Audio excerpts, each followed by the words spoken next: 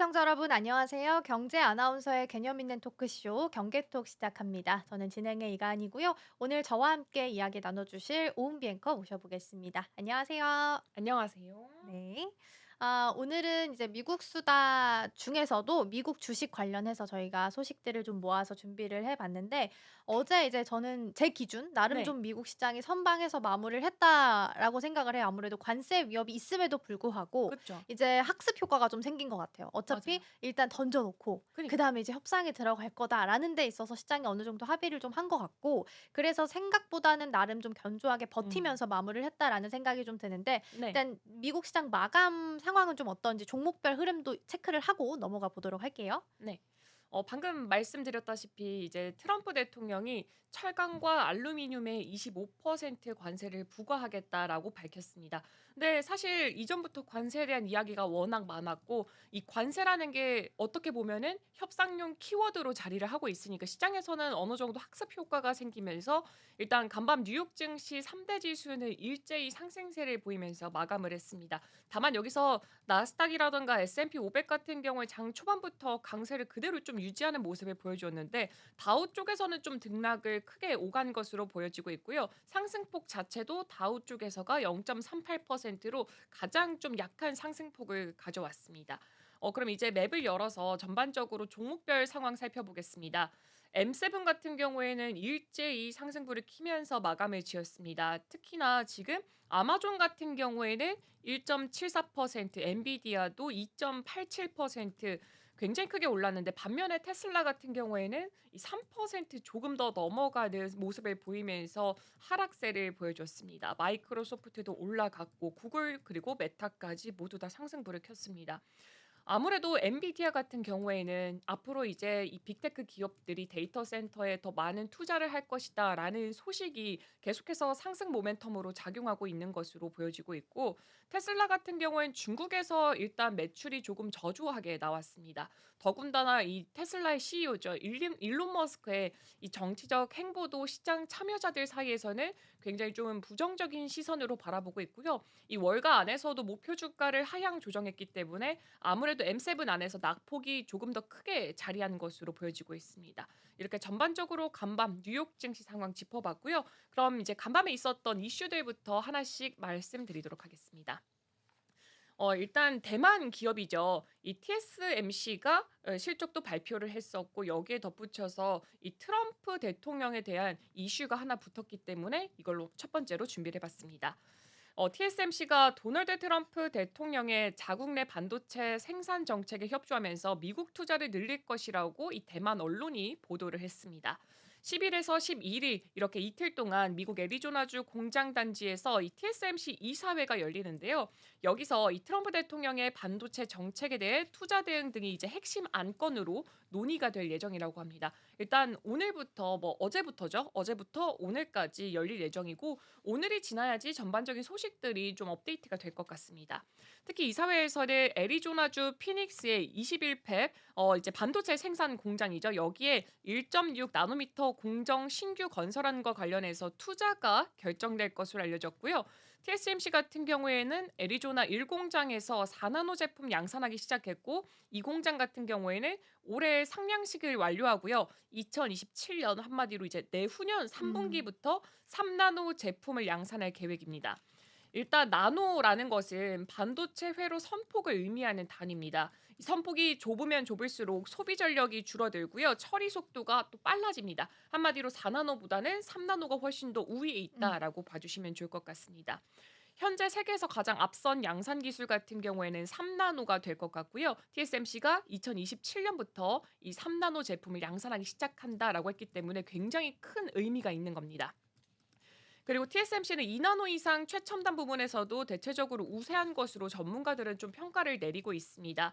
또한 3공장 같은 경우에 올해 기공식에 들어가서 2027년 연말쯤 돼서는 이제 반도체 생산 설비를 설치할 예정인 것으로 알려졌습니다. 네. 그래서 대만 언론 내용들을 좀 보면은 한 올해 기공식에 들어가게 되면 2027년 연말쯤에 이제 반도체 생산 설비들 설치할 예정으로 좀 알려져 있고요. 애리조나 TSMC 공장의 면적은 향후 6공장까지 확장 가능한, 그래서 숫자로 보면 445 헥타르 정도 된다라고 하고요. 그게 지금 1만 제곱미터 정도, 그러니까 굉장히 큰 규모다라고 보시면 네. 되겠습니다. 그래서 이 사회에서는 또 미국 내에서 첫 번째로 첨단 패키징 공장에 대한 건설 계획도 같이 검토할 것으로 알려져 있고요. 지난달에 이제 트럼프 대통령이 취임을 좀 하게 되면서 미국 내에서 생산하고 또 반도체 관련 관세 추가적으로 부과하는 거에 대해서 입장을 좀 여러 차례 표명을 했기 때문에 TSMC 자체적으로도 미국 내에서 어떤 전략들을 좀 취해 갈지 머리를 좀 싸매고 있는 것 같고요. 1월 달 매출 공개가 됐는데 나름 나쁘지 않게 나왔어요. 그래서 여전히 TSMC가 잘 나왔다는 건 엔비디아에 대한 블랙웰 수요도 마찬가지고 네. HBM에 대한 수요도 여전히 탄탄하고 높다라는 걸 증명할 수 있기 때문에 TSMC가 잘 나가는 건 일단 HBM이라는 시장 키워드는 여전히 견고하다라고 해석을 좀 할 수 있지 않을까라는 생각도 좀 들긴 합니다. 네, 그래서 좀 이어서 TSMC 제가 앞전에 지금 실적이 나왔다라고 했는데 실적에 대해서 자세하게 좀 다뤄보도록 하겠습니다. 일단 TSMC 같은 경우에 올해 1분기 총 마진율 자체가 57에서 59% 정도 이를 것으로 예상한다라고 밝혔습니다. 일단 TSMC의 올해 1월 매출 같은 경우에는 YOY 대비했을 때 35.9% 정도 증가한 약 한화로 12조 9,605억 정도를 기록을 했는데 전달 대비했을 때 5.4% 정도 늘었고요. 미국 달러로는 89억 달러 수준이라고 합니다. 그리고 올해 1분기 예상 매출 같은 경우에는 250억에서 258억 달러로 제시하면서 이 생산량 손실을 회복하기 위해서 모든 노력을 음. 기울이겠다라고 연간 가이던스 자체를 변경하지는 않았습니다. 그리고 다만 올해 1분기 매출 같은 경우에는 기존에 제시했던 가이던스죠. 250억에서 258억 달러의 하단 자리에 위치할 수 있다고 부연을 했는데요. 이 몇 주 전에 대만에 이제 지진이 발생했었다라고 음. 소식을 전달해 드렸었는데 이때 지진으로 인해서 약 53억 대만 달러, 하나로는 약 1억 6,100만 이제 달러로는 1억 그쵸. 6,100만 달러의 손실이 발생했다고 추정됐기 때문이고요. 이 보험 청구액을 제외한 수치입니다. 그리고 TSMC가 1분기 매출이 현재 가이던스 범위의 하한선에 가까워질 것으로 보인다라고 전하기도 했고요. 또 21일자를 또 생각을 해보자면은 대만 남부 타이난 지역에 발생했던 규모 6.4 지진으로 인해서 이 TSMC의 공장 피해가 예상보다는 더 심각한 음. 것으로 보여지고 있습니다. 일단은 매출은 굉장히 잘 나왔지만 가이던스가 일단 지진이 있었기 때문에 조금 가이던스는 하향 조정됐다라고 보시면 될 것 같고요. 네. 다만 이게 좀 아무래도 이제 웨이퍼 같은 게 상하면 버려야 되고 그쵸. 폐기하고 하는 부분이 있어서 지금은 어쩔 수 없다라는 게 좀 더 시장의 중론이다라고 보시면 될 것 같아요. 근데 지진 문제는 사실 일시적인 문제라서 회복이 그쵸. 되고 나면 다시 매출이나 가이던스도 다시 성장세를 좀 탈 수 있을 것으로 보이고 있습니다.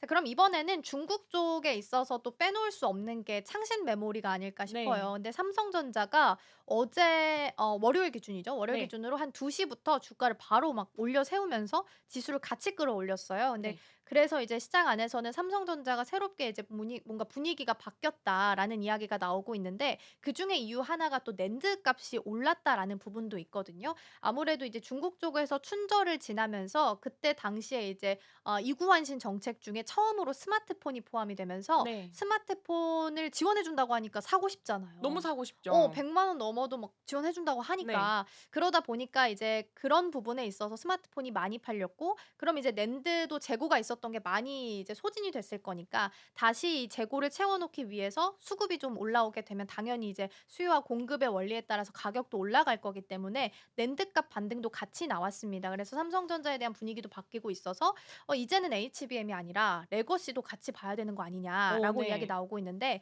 레거시에 있어서 가장 큰 경쟁자 중에 하나가 창신 메모리 테크입니다. 그래서 관련된 뉴스도 함께 볼 텐데요. 같은 이제 내러티브는 동일해요. 그래서 보면은 창신 메모리 테크놀로지가 시장 점유율을 굉장히 빠르게 늘려가는 중이고요. 그러다 보니까 앞서서 말씀드린 말씀드린 것처럼 삼성전자나 SK하이닉스 같은 한국 업체들을 위협하고 있다라는 평가가 나오고 있습니다. 그래서 파이낸셜 타임스 자료를 좀 먼저 살펴보면요.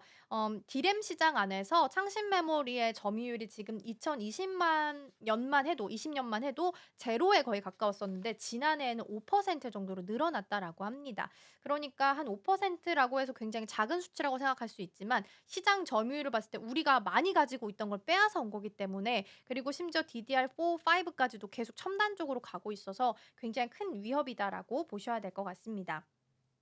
이 디램 시장은 한국에 있는 삼성전자, SK하이닉스 그리고 미국의 마이크론이 3파전이라고 하면 3파전일 수 있겠죠. 세 개 회사가 가장 좀 주름 잡는 회사였는데 2023년 기준으로 업계에 있어서 업체들의 매출 비중이 96% 가량이었습니다. 그래서 창신 메모리에 부상이 좀 있다 보니까 한국 반도체 업체들이 저가 시장에서 중국 업체들을 넘을 수가 없는 상황이 생겨버리게 된 거죠. 그래서 새로운 현실에 좀 직면하고 있다라는 코멘트가 나오게 됐고요. 기술적인 우위가 아니라 물량 공세가 문제이고 특히 삼성 같은 경우에는 공급 과잉이나 반도체 가격 하락에도 영향을 같이 받았다라고 합니다. 창신 메모리 같은 경우에는 2016년만 하더라도 디램의 자체 생산 역량이 거의 없었다고 해요. 근데 네. 2019년에 알리바바 같은 중국 대기업들 그리고 중국은 한번 투자하면 정말 화끈하게 하잖아요. 그래서 뜨겁죠. 투자를 화끈하게 하면서 아무래도 그때 당시 기준보다는 굉장히 빠른 속도로 첨단 반도체 DDR5까지도 올라오는 모습을 좀 보이게 됐고요. 최신 디램 제품이었던 DDR4를 대량 생산하는 모습을 보이기도 했습니다. 지금 기준으로는 DDR5도 생산을 시작한 것으로 알려져 있긴 한데 요거는 조금 더 보셔야 될 것 같기는 해요. 네. 그리고 이 세미 애널리스트에 따르면은 창신 메모리 같은 경우에 현재 이제 DDR5가 대량 시작했다라고 했는데 일단 노무라 쪽에서는 창신 메모리가 DDR4 생산도 공격적으로 늘리고 있다라고 전달을 했습니다. 이 웨이퍼 생산 능력이 2022년 매월 7만 장 수준에서 지난해 말 기준으로 봤을 때는 7만 장에서 20만 장까지 늘었다고 설명을 했고요. 이렇게 본다면 전 세계 디램 시장의 15% 정도 수준입니다. 이 중국의 물량 공세 구형 디램 가격이 떨어지면서 삼성전자라던가 SK 하이닉스의 이익률이 감소하게 되고요. 결국에 두 업체가 저가 시장 비중을 줄이고 있다라고 파이낸셜 타임즈는 짚기도 했습니다. 네, 이어서 다음 소식도 전해드리도록 하겠습니다. 한 2주, 3주 음. 정도 됐었죠. 이제 딥시크의 아 그렇죠. 영향력이요. 추석이 아니죠. 설 설이죠. 연휴. 그쵸. 네. 설 연휴 중간에 좀 발표가 됐던 맞아요. 것 같아요. 근데 지금 이게 "영향력이 거의 없다."라는 주장을 또 누군가가 했습니다. 왔다 갔다 하죠. 그쵸. 지금 주장이 여기저기서 나오고 있는데 그렇다면 도대체 왜 과장됐냐라는 것에 대해서 한번 소식을 준비했습니다. 이제 지난해 노벨 화학상을 수상했습니다. 데미스 허사비스 구글 딥마인드 CEO인데요. 이 CEO가 중국 스타트업 딥시크의 AI 모델이 아마도 중국에서 나온 최고의 작품이다라고 칭찬을 일단은 음. 했어요. 칭찬하면서 근데 새로운 과학적 진보는 없었다라고 평가를 내렸습니다. 굉장히 따끔했을 것 같아요. 이 CNBC 보도를 살펴봤더니 이 CEO를 프랑스 파리에서 열렸던 AI 국제 정상회의를 앞두고 이날 구글 주최 행사에서 이 딥시크가 매우 훌륭한 엔지니어링을 할 수 있으면서 지정학적 규모에서 상황을 변화시킬 수 있음을 보여준다라면서 먼저 칭찬을 하긴 했습니다. 근데 기술적 관점에서 볼 때는 그렇게 큰 변화는 아니다라면서 다소 좀 부정적인 것을 내포하기 위해서 어느 정도 어. 이렇게 껍질을 만든 형태로 보여지고 있습니다. 여기에 덧붙여서 이 허사비셀은 실제로 새로운 과학적 진보는 없었고 거기서 좀 더 덧붙이게 된다면은 AI 분야에서 이미 알려진 기술을 사용하고 있다라고 하면서 이 딥시크 둘러싼 열풍이 약간은 음. 과장됐다라고 평가를 내리기도 했습니다. 근데 이제 AI의 가장 끝 마지막 단계는 AGI예요. 아마 그쵸. 많이 들어보셨을 테지만 인간이랑 지능이 거의 비슷할 만큼 높은 AI를 가지고 있는 걸 우리가 AGI, 범용 인공지능이라고 이야기를 하는데 이거에 대해서 나온 코멘트를 보면 사실 이것도 왔다 갔다 하긴 하는데 네. 5년 정도 남았을 수도 있다라고 이야기를 했다고 해요. 근데 아마 기억하실지 모르겠지만 오픈 AI 샘 올트먼도 그 얘기를 했었어요. 맞아요. 5년 정도면 이 AGI까지 도달할 수 있다라는 이야기를 했었어서 아마 이게 그 내용이랑 거의 맥락은 좀 비슷한 것 같긴 하거든요. 그래서 사회가 좀 이를 대비하기 위해서 좀 혜택은 혜택대로 누리고 네. 뭔가 피해를 볼 수 있는 부분은 미리부터 좀 대비책을 마련해야 된다라는 코멘트를 같이 남겼다라고 합니다. 근데 그렇긴 할 것 같아요. 진짜 인간처럼 사고하고 추론하고 이런 사람이 생기게 되면 혜택이 생기긴 하겠지만 분명히 근데 또 뭐 다른 부정적인 부분들도 있을 테니까 이에 대한 그쵸. 대비들도 좀 하긴 해야 되지 않을까. 무섭습니다. 왜요? 저의 이런 일자리를 뺏어갈까 봐. 대신 뭐 청소라든가 빨래를 해 주면 굉장히 좋을 것 아 그치. 같은데. 맞아요. 집안일 해 주는. 맞아요. 근데 뭐 일단 일론 머스크도 뭐 "집안일을 하는 뭐 그런 로봇을 만들 것이다."라고 음. 하니까 그쪽에 있어서는 좀 긍정적인 것 맞아요. 같습니다. 뭐 혜택을 받을 수 있는 건 받고 또 네. 문제가 생길 수 있는 부분들은 미리 뭐 법적인 제재나 뭐 이런 부분을 마련해서 가야 되지 않나. 같이 어차피 성장해야 되는 거니까 같이 가야 되지 그러니까요. 않을까 싶습니다. 자 그럼 이번에는 자동차 이야기를 좀 해 볼까 합니다. 오늘 아침에 이제 나온 소식 보면 트럼프 대통령이 자동차, 제약, 반도체까지 이제 네. 관세 부과하는 내용에 대해서 검토하고 있다라는 게 속보가 좀 전달되긴 했는데 일단 어제 이제 중국산 자동차의 글로벌 점유율을 살펴보니까 역대 최대치를 기록했다라는 기사의 보도가 좀 있었습니다. 콰이거지 이런 중국 현지 매체들 보도를 좀 봤을 때는 중국 승용차 협회 추이등수 사무총장이 지난해 12월 중국산 자동차의 글로벌 시장 점유율이 무려 41%를 차지했다라고 발표가 좀 나오긴 했습니다. 지난해 12월 동안 전 세계에서 한 달 동안 팔렸던 중국산 자동차가 854만 대라고 하고요. 2017년 12월이 가장 정점이었었는데 이때랑 거의 비슷한 수준까지 지금 올라온 상황이라고 보시면 되겠습니다. 지난 한 해로 계산해 봤을 때는 9,060만 대고요. 글로벌 시장 점유율이 2023년에는 33% 수준이었다가 0.9% 늘어나게 되면서 34.7%까지 올라오는 모습 보이기도 했습니다. 특히 이제 좀 유의미한 부분은 유럽 시장에 있어서 점유율이 좀 많이 회복이 됐다라고 하고요. 특히나 이제 개도국들 위주로의 성장세도 크게 늘어났다라는 부분도 있습니다. 특히 비아디, 치루이, 창안, 지리 이런 쪽에서의 성장도 굉장히 두드러졌다라고 하고요. 지난해 8월에 이제 중국 정부가 보조금을 지급을 한 바가 있습니다. 그래서 그때 이제 지원 정책을 받고 아마 사신 분들이 있었기 때문에 내수 시장이 좀 활성화되게 되면서 글로벌 시장 점유율도 점차적으로 좀 확장세를 보여가고 있다라고 분석이 좀 나오고 있고요. 중국이 이렇게 자동차 시장 안에서도 이렇게 점유율을 넓혀가는 모습을 보이고 있기 때문에 사실 우리 기업들 그리고 미국 기업들도 마찬가지지만 긴장을 할 수밖에 없는 상황인 것 같긴 합니다. 2016년에서 18년 때 그때 30% 초반이었다가 2019년에는 29%로 감소했다가 다시 좀 크게 2020년부터 반등세를 좀 보이기 시작을 했고요. 지금은 33에서 한 34% 정도 기록을 하는 상황이라 점점 이 파이가 좀 커지고 네. 있다라고 보시면 될 것 같습니다. 네. 그리고 여기서 조금 더 덧붙여 보자면은 지난해 중국 국내 시장만 살펴본다면은 신에너지차라고 불리죠. 전기차라든가 하이브리드차, 수소차 판매량이 전년보다 41% 증가하면서 역대 최고치를 또 기록하는 수치를 그려냈습니다. 이 정부가 전기차 대당 2만 위안, 하나로 따지면은 약 400만 원 정도 보조금을 지급하게 되면서 660만 대가 혜택을 받았습니다. 이 지난해 지급된 차량 보상 판매 보조금의 60% 이상이 신에너지차에 지급이 됐다라고도 합니다. 제가 또 얼마 전에 중국을 여행 갔다 왔잖아요. 아 맞아요. 네. 상해였죠. 네, 상해를 갔다 예예. 왔어요. 상해를 갔더니 정말 다 전기차밖에 그 없더라고요. 종류별로 다 타고 왔다고 다 하지 타고 않았어요? 왔어요. 어. 비아디도 타 봤습니다. 어땠어요? 비아디 좋더라고요. 어. 비아디랑 그 R이란 차가 있거든요. 알? 그냥? 리샹인가? 라는 차가 아. 있는데 사실상 그전까지만 하더라도 중국 차를 탈 일이 없었기 때문에 없죠. '이게 얼마나 기술력이 발전을 했을까?' 사실 음음. 의문심이 있었어요. 의구심이 있었는데 타 보고 나서 느낀 게 '어 비아디 한국 시장 진출한다고 하네? 그렇다면 아 잘 될까? 점유율을 더 늘릴 수 있지도 않을까.' 하지만 어. 저는 '현대차와 기아가 훨씬 더 우월하다.'라고 생각을 해볼 수도 있지 않을까. 그러니까 이게 생각 들고 제가 볼 있습니다. 때는 타는 사람의 성향에 따라 좀 다를 것 맞아요. 같긴 해요. 뭐 기능적인 부분을 본다면 사실 한국 차는 한국 사람들한테 맞춰져 있을 너무 잘 테니까 맞춰져 있죠. 당연히 현대 기아차가 우리가 이용하기엔 훨씬 더 편할 거고, 중국 브랜드를 가지고 있다 하더라도 보면 특화된 기능이 또 따로 있을 너무 테니까. 신기했어요. 맞아요. 아마 다르긴 하겠죠. 성향 따라 다를 것 같긴 해요. 맞아요. 저는 아무래도 한국차가 조금 더 애착이 가더라고요. 근데 이제 "성장을 빠르게 했다."라는 게 중요하다라는 거죠? 예. 그렇습니다. 알겠습니다. 네, 그리고 이제 다음 소식으로는 제가 또 방금 전에 이 AGI 얘기하면서 가정용 로봇이 있었으면 음. 좋겠다."라고 했는데 그에 관련된 소식을 준비를 해 봤습니다. 애플에서 "가정용 로봇을 개발한다."라는 소식이었는데요. 이 가정용 로봇을 개발하고 있는 것으로 알려진 애플 같은 경우에는 이 최근에 "로봇공학 개발자 채용을 늘리고 있다."라는 보도가 나왔습니다.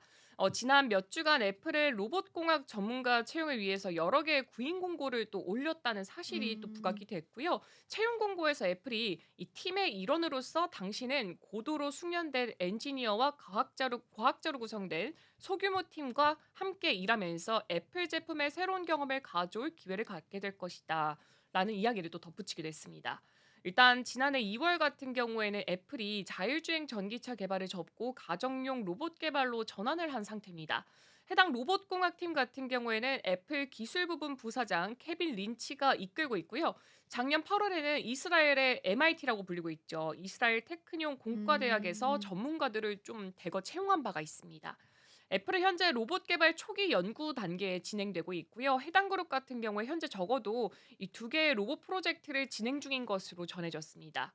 이 하나는 사용자를 따라다니는 모바일 로봇이고요. 나머지 하나 같은 경우에는 책상에 두고 사용하는 테이블탑 홈 기기입니다. 그 음. 밖에 또 애플 같은 경우에는 가정 보안이라던가 환경 제어 등 홈 시스템을 제어하는 스마트 홈 허브를 개발 중인 것으로 전해졌습니다.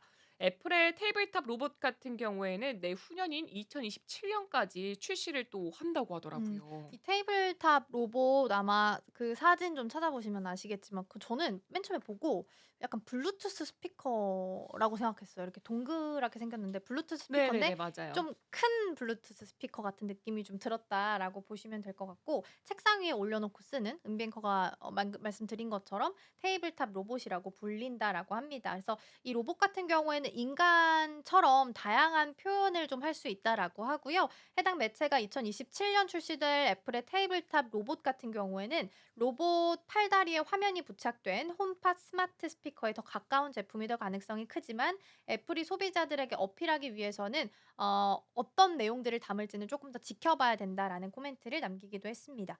애플도 일단은 로봇 쪽에 있어서는 굉장히 진심인 태도를 보이고 있기 때문에 좋습니다. 그 칼을 없앴잖아요. 네. 그래서 그거에 대해서 대신 이제 들어가는 돈들을 다른 데다 투자를 하는 거라서 아마 로봇 쪽은 좀 더 신산업으로서 좀 각광받지 않을까라는 생각도 네. 좀 들긴 합니다.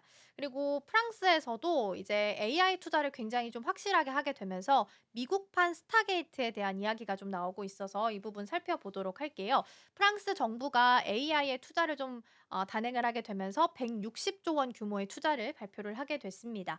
에마니엘 마크롱 프랑스 대통령이 AI 정상회의를 앞두고 하루 앞둔 상황 속에서 결정을 내렸고요. 프랑스가 아랍에미리트 그리고 미국, 캐나다 투자펀드, 프랑스 기업으로부터 돈을 좀 받아서 인공지능에 1,090억 유로, 한화로 약 160조 원의 투자를 받게 될 것이다라고 발표를 했습니다. 이 한화로 160조 원이라는 이 수치 자체는 생성형 AI를 주도하고 있는 챗GPT 만든 회사죠. 오픈 AI랑 그리고 스타게이트랑 거의 동등한 수준의 돈을 받아서 프랑스에 쏟고 있다라는 걸 증명한다라고 보시면 될 것 같아요. 마치 미국에서 이 정도 받았는데 우린 너무 조금 투자하면 태가 안 나잖아요. 맞아요. 그래서 많이 투자하고 있다라는 걸 보여주기 위해서라도 거의 엇비슷한 규모의 투자 금액을 좀 넣을 것으로 보이고 있고요. AFP 통신에 따르면 프랑스가 주최하고 있는 AI 정상회의 같은 경우에는 1,500명 정도 참석할 예정이고, 오픈 AI의 샘 올트먼 CEO 그리고 프랑스 스타트업인 미스트랄 AI, 여기도 많이 관심 받고 있는 여기 CEO도 같이 참석할 예정이라고 합니다. 그리고 인도의 모디 총리 같은 경우에는 현지 시간 기준으로 10일에 마크롱 대통령과 함께 본회의를 공동적으로 주최할 예정이라고 하고요. 이번에는 이제 제이디 벤스 미국 부통령 그리고 장거칭 중국 부총리 등등 100개국에 있는 정치 지도자들이 이 본회의에 함께 참석할 예정으로 알려져 있습니다. 네, 그리고 프랑스 같은 경우에는 이 프랑스를 비롯해서 유럽 같은 경우에는 AI 주도권을 쥐겠다는 의지를 계속해서 표명을 하고 있는데 이 미국과 중국, 인도, EU 등은 기술 개발과 규제 우선순위가 서로 달라서 이번에 AI 정상회의에서 유의미한 합의를 도출하기는 쉽지만은 않을 것으로도 음. 전망이 되고 있습니다. 맞아요. 이 마크롱 대통령은 AI를 국가적 기술 과제로 개발한다라는 계획을 세우고 있고요. 중국의 스타트업 딥시크가 AI의 글로벌 경쟁 가속화를 불러일으키고 있고 또 도널드 트럼프 대통령 같은 경우에는 데이터 센터처럼 인프라 구축을 위해서 스타게이트 프로젝트를 또 대대적으로 또 홍보를 음. 하고 있습니다. 프랑스도 그렇고 미국도 그렇고 그만큼 이제 투자금을 많이 넣는다라는 건 올해도 역시나 시장 안에서는 AI라는 키워드는 빼놓을 수가 없을 것으로 보이고 있고요. 스타게이트 같은 경우에는 재정적 지원은 소프트뱅크가 해줄 테지만 사실 이제 머스크 CEO가 말한 것처럼 소프트뱅크가 재정적인 여유가 좀 없을 것으로 보여요. 그래서 네. 그런 부분을 채워주기 위해서 삼성전자한테 손을 내민 것으로 보이고 근데 삼성전자가 만약에 이제 반도체 파운드리 기업이니까 같이 이제 뭐 협업을 하거나 뭔가 도움이 좀 되거나 반도체에 있어서 같이 힘을 보태면 괜찮은데 네. 만약에 돈만 주고 끝이면 좀 아쉽죠. 문제가 좀 될 수도 있죠, 화날 것 같아요. 단기적으로는. 네. 맞아요. 그래서 고거 내용은 쪼끔 더 살펴봐야 될 것 같고요. 스타게이트 관련된 프로젝트 뉴스까지 함께 살펴봤습니다. 이번 한 주 동안 좀 주목해 볼 만한 뉴스들 체크해 봤고요. 저희는 또 남은 기간 동안 열심히 준비해서 다음 주에 돌아오도록 하겠습니다. 오늘도 시청해 주신 여러분 고맙습니다.